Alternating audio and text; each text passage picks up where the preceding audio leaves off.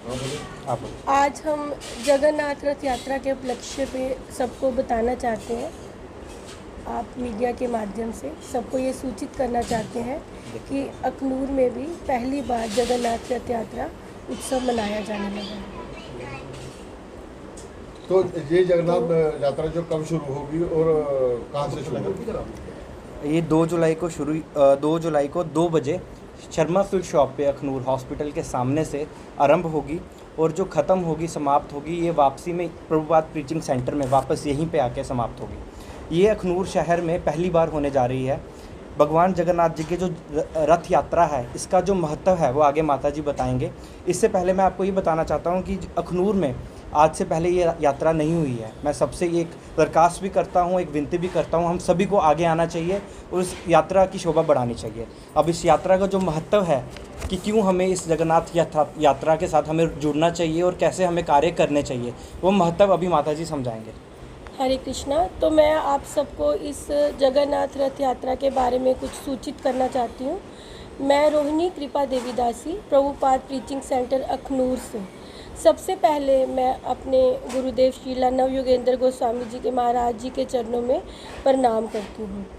तो आप सबको मैं मीडिया के माध्यम से आज ये सूचित कर रही हूँ कि अखनूर में पहली बार रथ यात्रा उत्सव मनाया जा रहा है।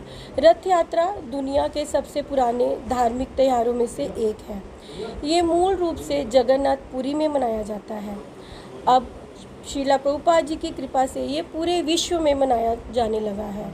कहने को तो जगन्नाथ जी की महिमा बहुत है, वो बयान करने के लिए मेरे पास शब्द नहीं है, लेकिन आज सबको सूचित करने के लिए मैं एक छोटी सी कथा के रूप में आपको एक कहानी सुनाऊंगी कि एक इंद्रद्युम्न नाम का राजा था उड़ीसा में। तो उस राजा को भगवान के मंदिर बनाने का बड़ा उत्साह था।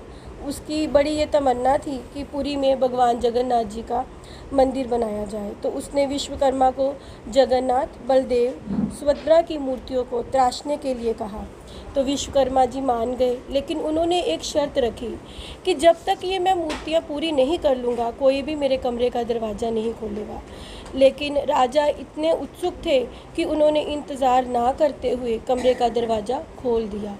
तब ये तीनों मूर्तियाँ आधी अधूरी ही बनी हुई थी। फिर राजा ने मंदिरों में आधे अधूरे भगवान की पूजा करने का फैसला कर लिया। तब से भारत में जगन्नाथ, बलदेव, सुभद्रा की पूजा की जा रही है। रथ यात्रा हर साल होती है और लाखों लोग इस उत्सव में भाग लेते हैं। ये भगवान कृष्ण के साथ उनके बड़े भाई बलराम और उनकी छोटी बहन सुभद्रा की याद में मनाया जाता है। अगर हम शास्त्रों का अध्ययन करें तो शास्त्रों में ये लिखा गया है कि रथ यात्रा का बहुत ही बड़ा महत्व है। सबसे पहले रथ पर बैठे भगवान श्री कृष्ण का रथ श्री राधा रानी जी ने ही झूला था। हमारे बहुत ही पवित्र ग्रंथ ब्रह्मांड पुराण में कहा गया है, जो व्यक्ति भगवान की रथ यात्रा का हिस्सा बनता है वह 84 लाख योनियों के चक्कर से छुटकारा पा लेता है। जो व्यक्ति भगवान की रथ यात्रा देखता है और जो व्यक्ति भगवान जगन्नाथ जी के दर्शन के लिए खड़ा रहता है वह इस जन्म के सारे पापों से मुक्ति प्राप्त कर लेता है। जो भगवान जगन्नाथ जी की आरती उतारता है वो धन और ऐश्वर्य से पूर्ण हो जाता है। ज़्यादा ना कहते हुए मैं ये कहूँगी कि हम अखनूर वासी बहुत ही भाग्यशाली हैं कि हमारे प्यारे गुरुदेव श्रीला नवयुगेंद्र स्वामी जी की कृपा हुई और हम अखनूर वासियों को जगन्नाथ भगवान जी की आरती उतारने का, उनकी यात्रा में शामिल होने का हमें अवसर प्राप्त हुआ है। तो ये सबसे प्रार्थना है कि 2 जुलाई दिन शनिवार दोपहर 2 बजे हम सभी मिलें और आप सभी अपने इष्ट मित्रों संबंधियों को ज़्यादा से ज़्यादा मात्रा में लेके आएं और फिर हम सब मिलके ये गाएंगे, जय जगन्नाथ, जय जगन्नाथ, जय जगन्नाथ स्वामी, जय जगन्नाथ, जय बलदेव, जय बलदेव, जय बलदेव स्वामी, जय बलदेव, जय सुभद्रा, जय सुभद्रा, जय सुभद्रा मैया, जय सुभद्रा।